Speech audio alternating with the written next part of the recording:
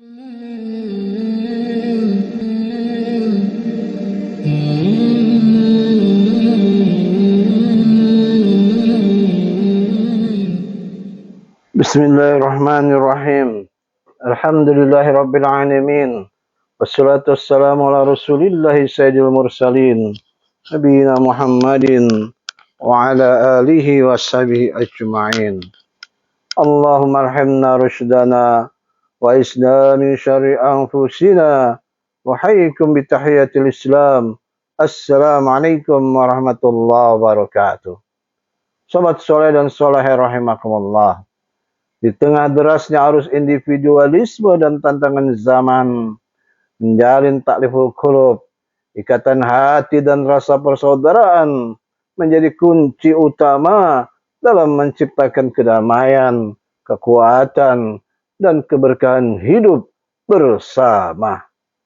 Takliful qulub bukanlah sekedar keterikatan lahiriah, tetapi sebuah hubungan spiritual yang berlandaskan cinta, saling pengertian, dan keikhlasan. Dengan itulah persaudaraan sejati dapat tumbuh subur melampaui perbedaan suku, bangsa, bahasa, dan latar belakang lainnya.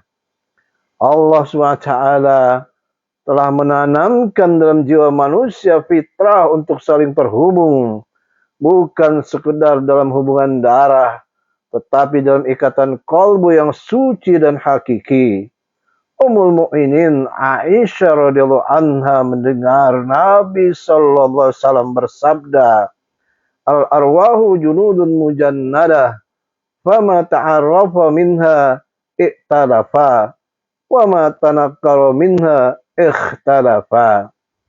Ruh-ruh itu seperti pasukan yang mengelompok, maka ruh-ruh yang saling kenal akan menjadi akrab. Adapun ruh-ruh yang saling tidak kenal akan menjadi saling tidak cocok. Hadis riwayat Bukhari.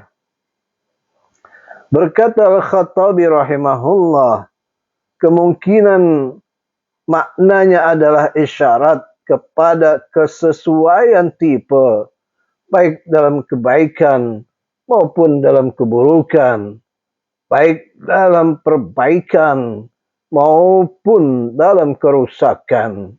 Bahkan orang yang baik itu rindu kepada orang yang setipe dengannya.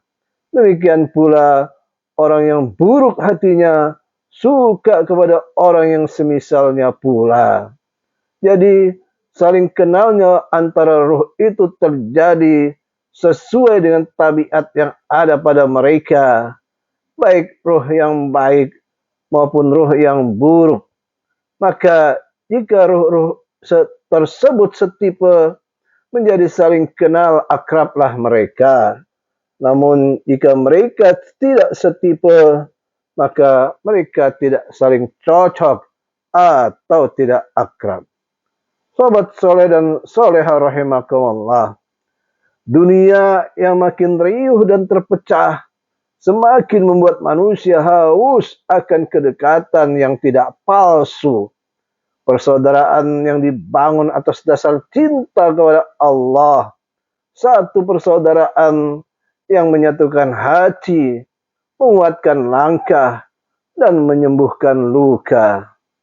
Dalam Islam, ikatan kalbu dan persaudaraan bukanlah sekedar slogan atau konsep abstrak. Ia adalah energi yang hidup, yang menyalakan semangat untuk saling menguatkan di saat lemah, saling mendoakan meski tidak saling bersua, dan saling menjaga tanpa diminta. Ia adalah pondasi masyarakat yang utuh dan basis umat yang kokoh. Ukhuwah sejati tidak lahir dari kepura-puraan, tapi dari kesetiaan hati dan sikoh tak bertepi. Tidak tumbuh dari kesamaan, tapi dari penerimaan. Dan tidak bertahan karena sering bertemu, tapi karena doa yang terus bertemu di langit. Hubungan yang terikat dengan ikatan kalbu adalah yang paling dalam, dan persaudaraan karena Allah adalah yang paling abadi. Dalam firman-Nya, A'udzubillahi minasyaitonirrajim. Wa'tasimu bihablillahi jami'an wa la tafarraqu. Wazkuru ni'matallahi 'alaikum iz kuntum a'da'an fa'alafa baina qulubikum wasbahtum bi ni'mati ikhwana wa kuntum 'ala shafa hufratin minan nari fa'anqazakum minha kadzalika yubayyinullahu lakum ayatihi la'allakum tahtadun. Dan berpeganglah kamu semuanya pada tali agama Allah, dan janganlah kamu bercerai-berai, dan ingatlah nikmat Allah kepadamu ketika kamu dahulu di saat jahiliyah kamu bermusuhan. Lalu Allah mempersatukan hatimu sehingga dengan karunia-Nya kamu menjadi bersaudara. Sedangkan ketika itu kamu berada di tepi jurang neraka, lalu Allah menyelamatkan kamu dari sana. Demikianlah Allah menerangkan ayat-ayat-Nya kepada kamu agar kamu mendapat petunjuk. Surat Ali Imran ayat 103. Sahabat soleh dan soleha rahimakumullah. Ikatan kalbu itu terjalin dan semakin kokoh hanya akan terjadi pada qalbun salim. Apa itu qalbun salim? Ibnu Sirin mengatakan, qalbun salim adalah hati yang mengenal Allah dan meyakini hari kiamat. Hal ini senada juga disampaikan oleh Ibnu Abbas, Mujahid, dan Hasan al-Basri.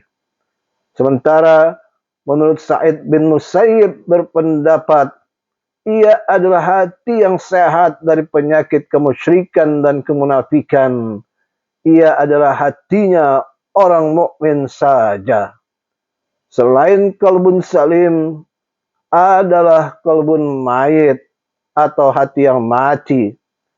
Ia adalah hati orang kafir. Dan qalbun marid atau hati yang sakit, yaitu hatinya orang munafik, sebagaimana dijelaskan oleh Ibnu Katsir dalam tafsirnya.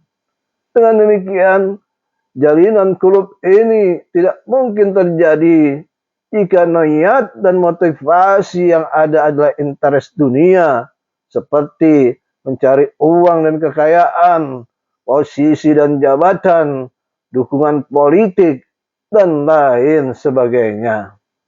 Kalaupun terlihat adanya persaudaraan, namun itu adalah persaudaraan yang semu, ringkih, dan mudah luntur dan hancur.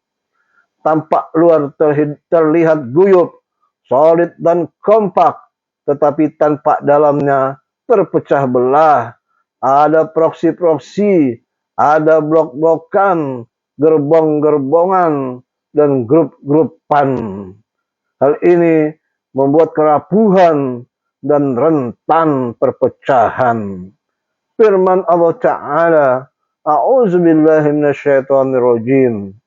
La yuqatilunakum jami'an illa fi quram muhassanatin aw min wara'i judur ba'suhum bainahum syadid tahsabuhum jami'an wa qulubuhum syatta dzalika bi annahum qaumun la ya'qilun. Mereka tidak akan memerangi kamu secara bersama-sama kecuali di negeri-negeri yang berbenteng atau di balik tembok. Permusuhan antara sesama mereka sangat hebat. Kamu kira mereka itu bersatu, padahal hati mereka terpecah belah. Yang demikian itu karena mereka orang-orang yang tidak mengerti Al-Quran, surat Al-Hasr ayat 14. Sahabat soleh dan soleha rahimakumullah, agar kalbu selalu hangat dan memberikan energi yang dahsyat bagi persatuan dan persaudaraan, maka tidak ada hal lain yang dapat dilakukan selain selalu mendekat dan takarub kepada Allah Rabbul Alamin sebagai penguasa kalbu. Kalbu dan hati yang berada dalam naungan cahaya ilahi ini akan berkekalan dalam jalinan cinta, kasih sayang, dan persaudaraan. Ini menjadi lem perekat yang kuat antara sesama saudara seiman. Ikatan kalbu menembus jauh, jauh sekali hingga sampai ke akhirat. Saat perubahan arah kiblat terjadi, yang awalnya menghadap ke Baitul Maqdis lalu ke Masjidil Haram, para sahabat mempertanyakan bagaimana saudara mereka yang dahulunya salat menghadap ke Masjidil Aqsa sementara mereka sudah wafat. Maka Allah turunkan ayat A'udzubillahi minasyaitonirrajim. Wa ma kana Allahu liyudhi'a imanakum innallaha bin-nasi lara'ufur rahim. Dan Allah tidak akan menyia-nyiakan imanmu atau amalmu. Sungguh Allah Maha Pengasih, Maha Penyayang kepada manusia. Al-Quran Surah Al-Baqarah ayat 143. Bahkan para sahabat yang telah gugur dalam berjuang, di mana mereka dalam karunia Allah dan kenikmatannya menanti-nanti kedatangan saudara-saudaranya yang masih hidup dan masih tertinggal di dunia. Allah berfirman, وَلَا تَحْسَبَنَّ الَّذِينَ قُتِلُوا فِي سَبِيلِ اللَّهِ أَمْوَاتًا بَلْ أَحْيَاءٌ عِندَ رَبِّهِمْ يُرْزَقُونَ فَرِحِينَ بِمَا آتَاهُمُ اللَّهُ مِنْ فَضْلِهِ وَيَسْتَبْشِرُونَ بِالَّذِينَ لَمْ يَلْحَقُوا بِهِمْ مِنْ خَلْفِهِمْ أَلَّا خَوْفٌ عَلَيْهِمْ وَلَا هُمْ يَحْزَنُونَ. Dan jangan sekali-kali kamu mengira bahwa orang-orang yang gugur di jalan Allah itu mati. Sebenarnya mereka itu hidup di sisi Rabb-nya, mendapat rezeki. Mereka bergembira dengan karunia yang diberikan Allah kepadanya dan senang hati terhadap orang yang masih tinggal di belakang yang belum menyusul mereka, bahwa tidak ada rasa takut pada mereka dan mereka tidak bersedih hati. Al-Quran Surat Al-Imran ayat 169, 170.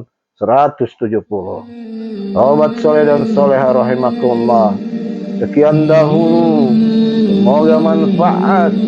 Wallahu a'lam bissawab. Subhanakallahumma wa bihamdika asyhadu an la ilaha illa anta astaghfiruka wa atubu ilaik. Assalamualaikum warahmatullahi wabarakatuh.